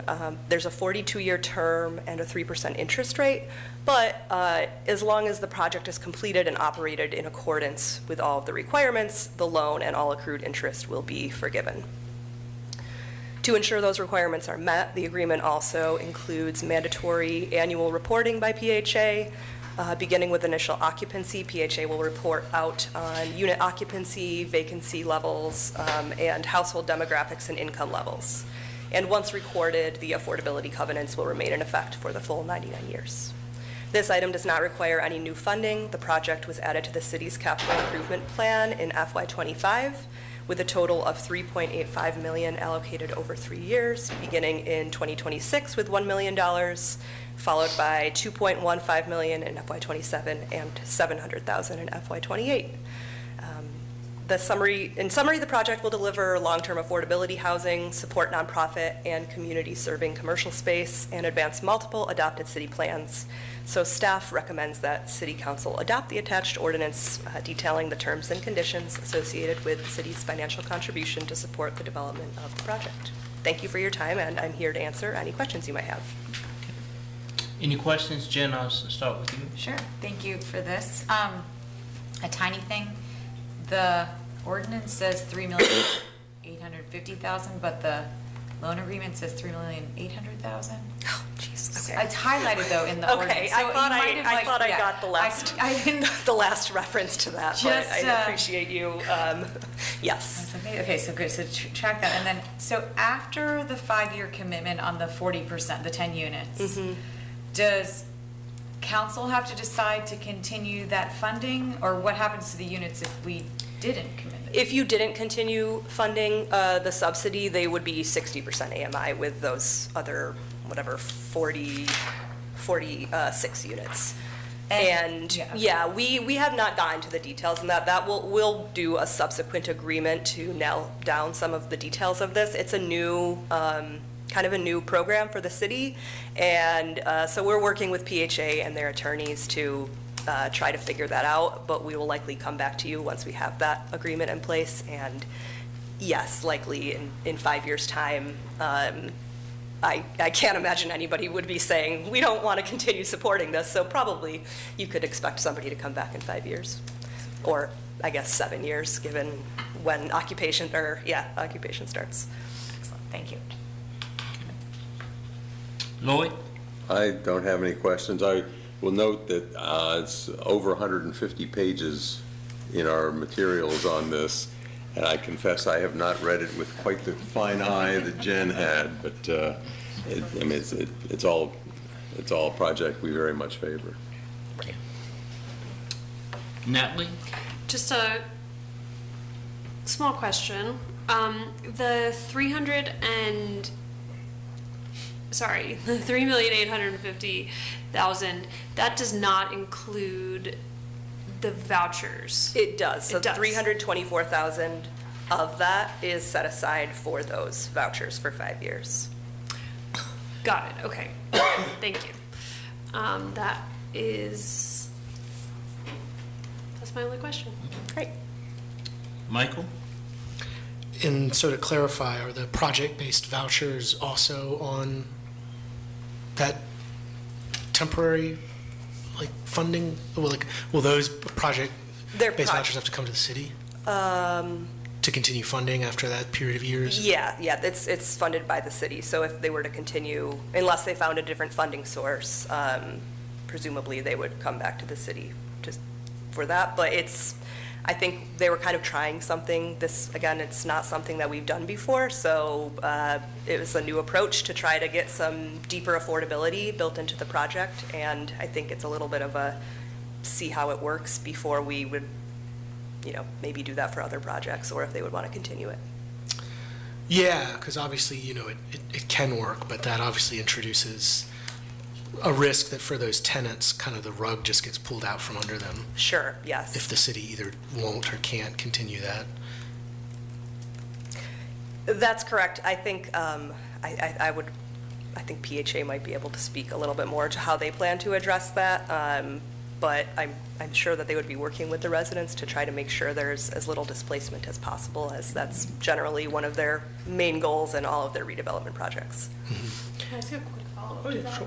Does this mean that essentially again, you said it would revert to 60% AMI if the vouchers stopped, but that would still, so that the specific levels that are listed in here, the like percentage of amounts that are, this many at this rate and this many at this rate, those aren't locked in for 99 years. Everything below 60 is locked in for 99 years? I believe that's correct, but or at the very least, there's language in all of the documents that do stipulate that those units that are at the 40% are dependent on continued support. I think that is actually what it specifically says. Okay, so kind of the idea is the city's on the hook for 99 years for these vouchers. If In they're to practice. continue at the 40% level, unless some other funding were to appear. Right, okay. Back to you. The only other, to Lloyd's point, the agreement is 150 pages. We've got a lot of agreements like this and many more coming up. What does it look like from a staff level to monitor these and write and implement these? Sure, the agreement itself is not, that's all of the documents. There's an agreement, and then there's 2 declaration of affordable housing covenants and 2 deeds of trust, because this project has been split up for LIHTC purposes into 501A and 501B, so we kind of have double the amount of documents for those affordable housing covenants and the deed of trust. But the agreement itself is a little bit more digestible. So for staffing, really after the project is occupied, it will be an annual reporting requirement. So the staff, it's not overly burdensome for staff at that point, but it is something to consider. I was thinking about that while I was writing this up, that's annual reporting for 99 years as well. So that's Right. a really long time to be doing reporting. And we're having that not just with this project, but CRHA projects, other PHA projects. And then presumably, if there were ones that were coming as a result of the development code, they would be required to be for 99 years as well. Did you? I was only going to follow up if there was more that you were asking on that point, but I guess what I'd say more broadly is that this is a conversation that we continue to engage in with Director Brown overseeing neighborhood development services around what their staffing capacity or what their staffing needs are to support this program and all the related monitoring and paperwork and all the stuff that goes with it. We are bringing in outside support to work with us on these financial agreements, both legal support on putting together all this paperwork that you see, as well as financial support. These are things that we're working on now. And then I would note that very recently the department did conduct a study on what their staffing needs are to support the whole housing program going forward, and that's something that we're looking at very seriously. I think if my memory is correct, that had a recommendation for 6 new positions in total. Or 5, okay. This is maybe kind of the same question essentially, but this is specific number of AMI units. We've got the inclusionary zoning program. We've got proffered affordable units from 10 years ago. What does monitoring that look like to ensure that, this is actually at 40% AMI and not being rented at 70% AMI? That is mostly all the same way with annual reports, but tracking down all those proffers was not an incredibly easy feat. When I did start, that was something I was trying to do and go back through and make sure we were aware of all of those. So you're right that it is a bit of that's more cumbersome. They're just harder to track versus these funding agreements, but the records are there, so we've been able to locate a good portion of those. But they rely on reporting, and that also means that you have to have somebody there to know if the report is not received and to send out reporting reminders, because we also found that once there was someone dedicated in the role to be asking people for reports, they were much more likely to send them than if we're just expecting them to send them on their own. Thank you. Yeah. Mayor White. I also discussed with the city attorney's office having an adjustment to the wording that references the attached loan agreement as part of the ordinance, and having it referenced, having the loan agreement referenced instead of having it attached as part of the ordinance. Okay. So that would be something I would change on the back end, and I do have the wording for that. Yeah, I think that the language of the monitoring it could be a benefit, I don't know, 20, 30 years from now when something may not be going right, we may be glad that we had that for future councils can have the opportunity of staff to, lean in if they have to, but hopefully we never have to use it, so. I've got a couple questions. Yeah. That have come up just now, if you don't mind. For the vouchers, was having the city fund these always the plan, or was that something that happened recently? It wasn't recent in terms of, I think that discussion started in in 2024, if I'm not mistaken. James, do you recall? Yeah, so I don't know if it was when it was first brought to the city as a project, if that was included, but as those conversations evolved, it was, and yeah. It would have been based on the availability of vouchers, because there's no way to guarantee that. I mean, we have an allocation each year, and that allocation is available. It's whether or not individuals can find units. And we have individuals who have access but don't have a unit. So is this adding more vouchers to our capacity? No.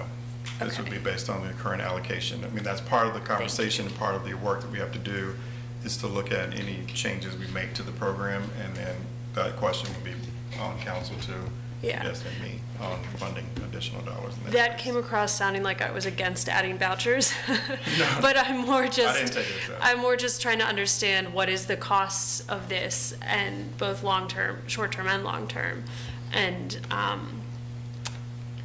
Cost meaning to the city? yeah, like if we were adding more vouchers for a term of 99 years, what is that? No, because you really can't do that. Right, so I'm just trying to put all the pieces together. The thing to remember in this moment is that because the voucher this is based on a time period, the impact of that is that if the funding were not there, rent goes up. That's the impact. The rent for that individual will no longer be suppressed by the voucher. It would go up, and that household would have to be able to absorb it. That's a risk.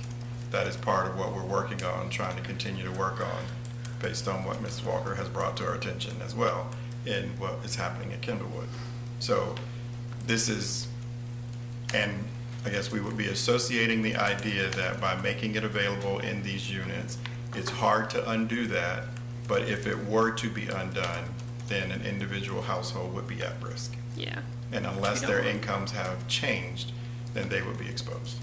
Thank you. Backing out a little bit for the structure of the funding of the project entirely, and I might be misunderstanding all these pieces. If at some point during those 99 years, I mean, there's the capital stack, right?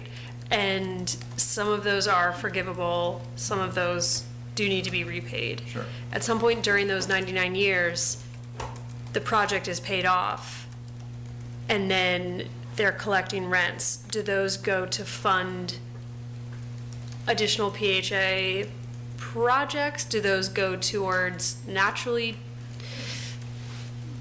lowering the cost of the rent? What is Depends on- the, It would really depend on. does what my the question cap- make sense? It does, but I can't answer it. Yeah.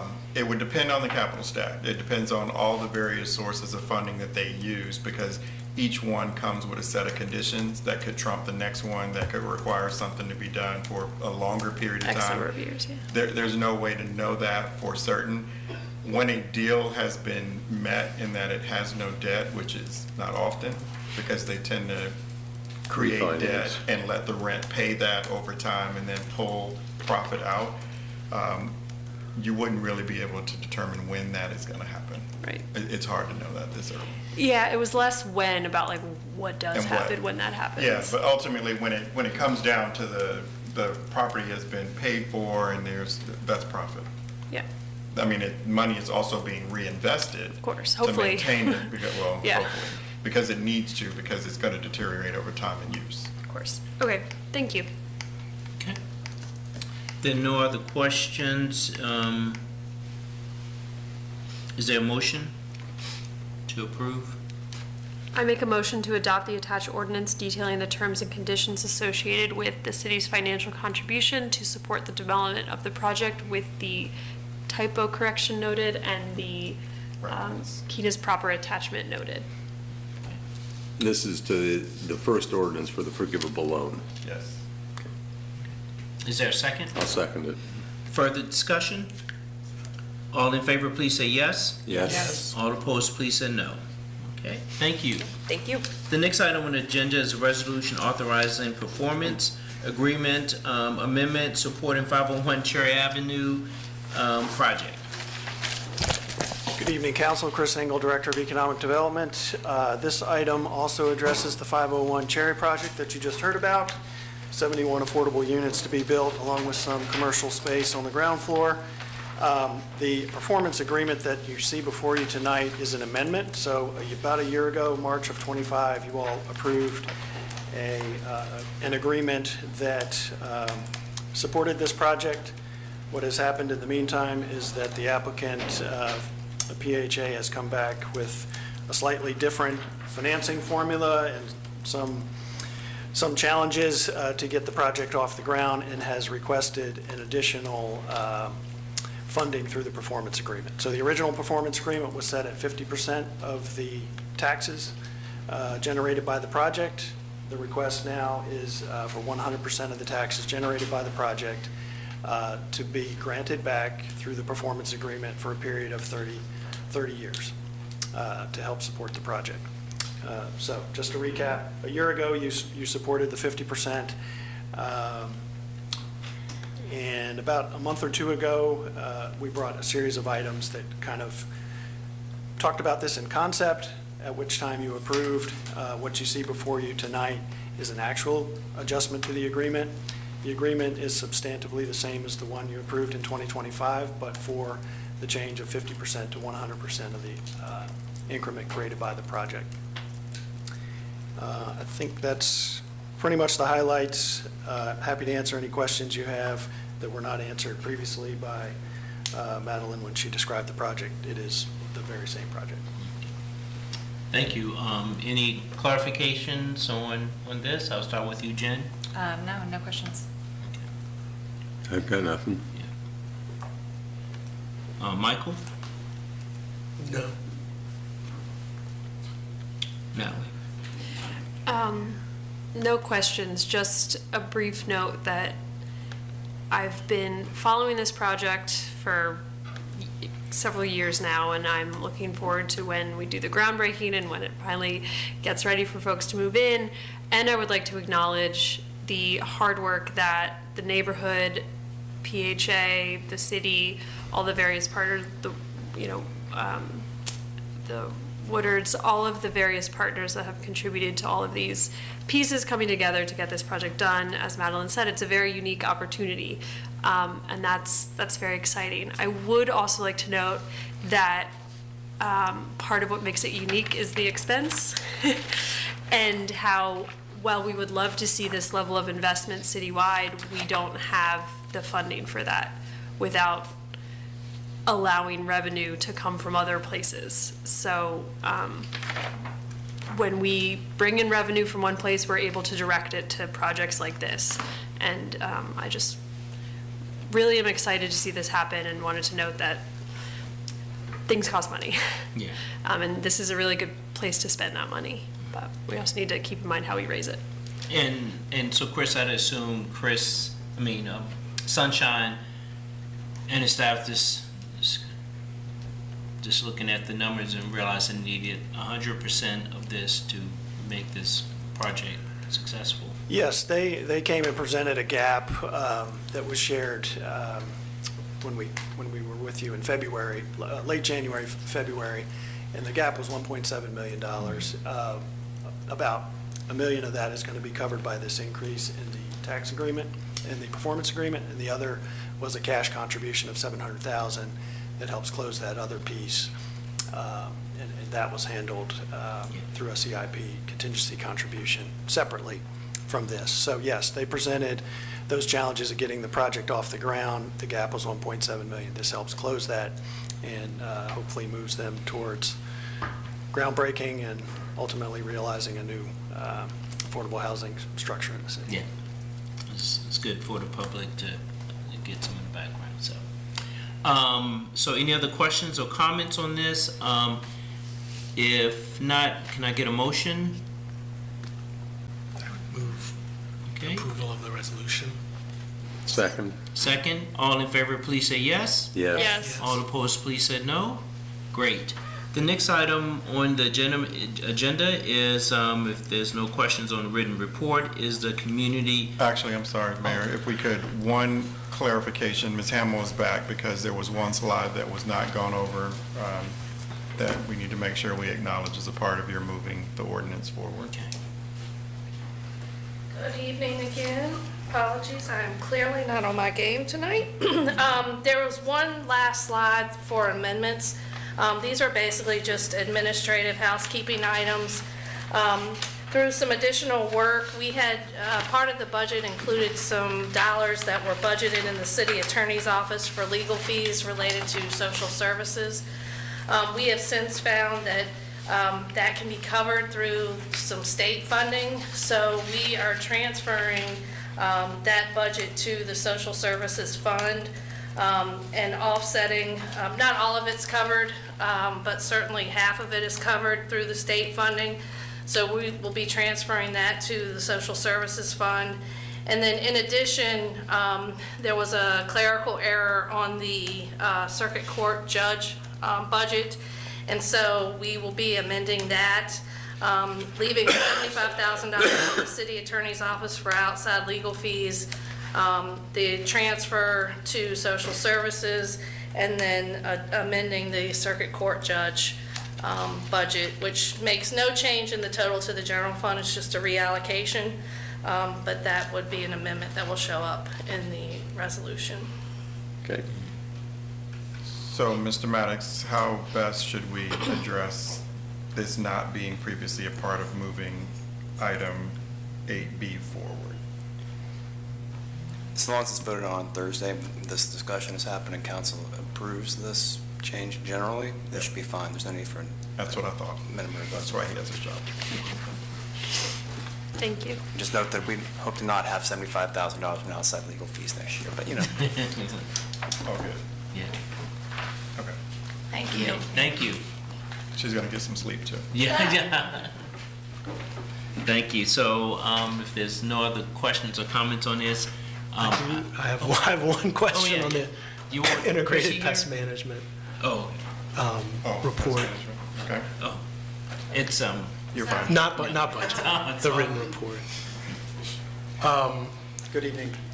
Hello. Hi. Good evening. I'm Rob Mathis with Parks, the landscape manager. I'm happy to answer any questions.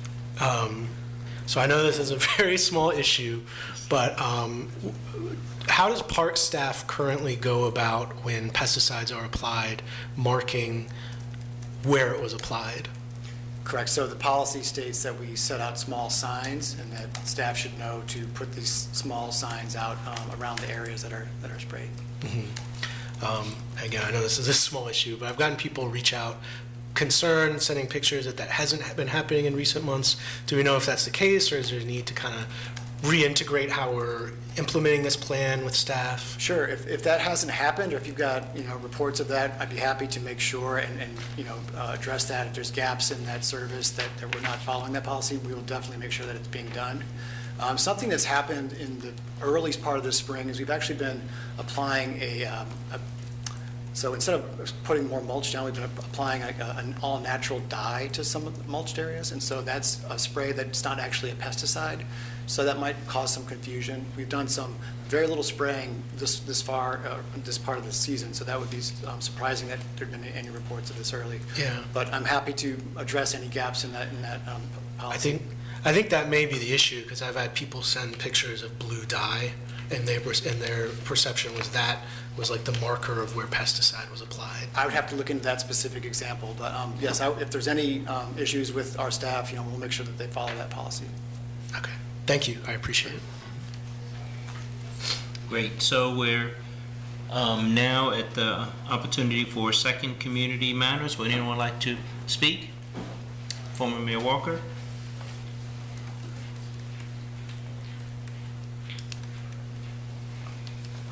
Couple comments about what I just heard. That's why I don't come down here. I have something to say about everything, which you all know. But anyway, nonprofit industrial complex. And I'll say that I supported PHA, but I also asked very hard questions. I don't think you all are asking those questions. When PHA with phase 1, the amount of money that they are receiving in taxes versus which was projected in the agreement, I think is double. But you all check that, because I don't work down here anymore. That means that what they said they needed, they're getting double the amount, and that's increasing with the rate of assessments and tax increase that we were not expecting. And I know it's hard to keep up with the amount of work that comes out of here, but you have to do it. And even though I didn't get a lot of support, I did at least ask the questions. So I think you all need to probably review that. But I just pulled up the 990 from 2024 is what came up. Revenue for PHA was 10.7 million, expenses 6.8 million. I know you all don't like to get into business of these nonprofits you support, but what's happening there? This is the same comments that apply to the school system apply here. I like Sunshine. He is a great guy. That doesn't matter. Every year, you all are trying to figure out how to keep low-income residents in this area, and because you all like some of the individuals who are doing the work, you do not ask the difficult questions.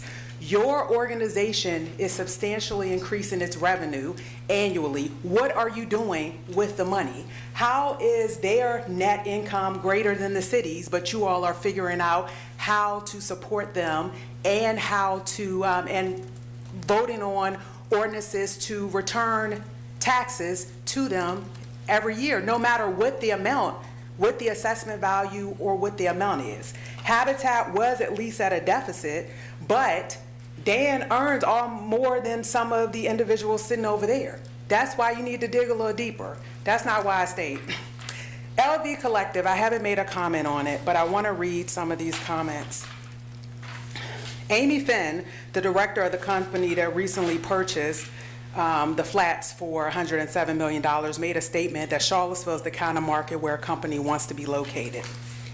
In the 2013 article that was in the Seaville Weekly or Charlottesville Tomorrow, I don't even remember which way I printed out, it was a 4-1 vote with Dee Dee Smith voting against the flats, and there were comments.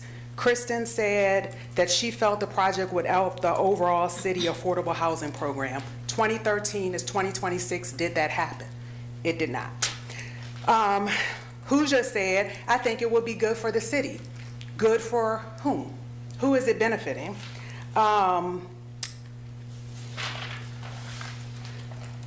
Anyway, you get the point. These comments have been made about developments in the past. They do not work. They do not produce the level of affordability. Not only did the flats just sell, has it changed ownership, they rent apartments for $1,275 is listed on their website for 1 bedroom at this moment. again, you're not asking the right questions, and why you think you're doing a good thing, Affordable Housing Fund, it's not working. Last comment, if you do vote for this, the tax increase that happens at these buildings every year should go towards low-income housing. It should be a direct, it should be a direct payment made from what they pay annually if the properties are sold that benefits low-income communities. I do not support it, but you all are not making that link, and it's just expanding the need for affordability. Thank you. Are there other comments? Public comments? If not, is there a motion to adjourn? So moved. Second. Second. All in favor, please say yes. Yes. Yes. All opposed, please say no.